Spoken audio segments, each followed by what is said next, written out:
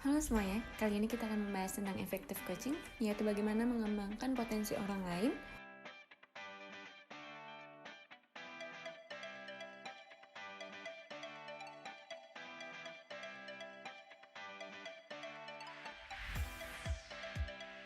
Kali ini yang kita bahas adalah 5 keterampilan coaching. Yang pertama, yaitu membangun kepercayaan. Hubungan yang dibangun antara coach dan coachee harus berdasarkan atas kesamaan atau matching dan mirroring untuk membangun hubungan sehingga tercipta satu komunikasi yang baik dan terbuka di antara keduanya. Cara membangun kepercayaan itu gimana sih?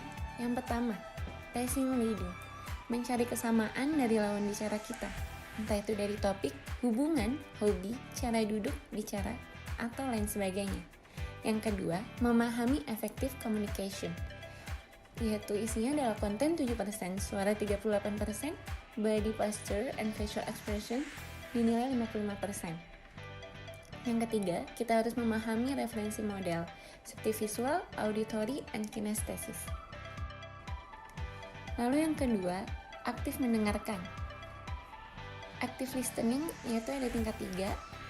Kita harus fokus mendengarkan, mencari fakta, mencatat, memberi perhatian, dan aktif merefleksikan yang didengar. Aktivitas active listening itu apa sih? Oke, yang pertama kita jelaskan yaitu ada nada dan fisiologi selaras. Yang kedua, taking note. Yang ketiga, feedback. Yang keempat, menyimpulkan. Yang kelima, rasa ingin tahu. Yang keenam, fokus atau serius. Yang ketujuh, tubuh condong. Dan yang kedelapan, yaitu repeating. Yang ketiga, kita akan melakukan klarifikasi. Berusaha menangkap inti dari apa yang orang lain katakan dan merefleksikannya kembali dengan urutan sebagai berikut. Yang pertama, memahami dan mengklarifikasi. Yang kedua, meringkas dan mengorganisasikan. Yang ketiga, merubah tingkat abstraksi. Selanjutnya, mengajukan pertanyaan terbaik.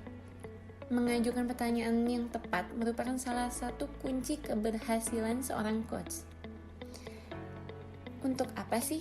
Di sini kita akan bahas, yaitu gunanya untuk mengunggah kesadaran, melahirkan tanggung jawab, mendorong penyelidikan, menghasilkan kejelasan, melahirkan komitmen, mengubah perspektif, dan menggerakkan melakukan aksi, dan lain-lain. Lalu pertanyaan terbuka dan tertutup. Open question and closed question. Open question agar coach memberikan jawaban yang mendalam. Closed question digunakan untuk menanyakan dan menguatkan posisi coach akan keputusannya. Ada tips, hindari pertanyaan mengapa. Lebih baik gunakan pertanyaan bagaimana, apa, kapan, dan di mana. Lalu yang terakhir ada memberi umpan balik. Strategi memberikan feedback atau umpan balik yaitu yang pertama ada menunjukkan kemajuan coach, yang kedua menghargai keberhasilan coach, yang ketiga langsung dan jujur, yang keempat beri contoh dan lekat pada fakta, yang kelima hindari melakukan generalisasi, pelabelan, dan justifikasi. Created using Powtoon.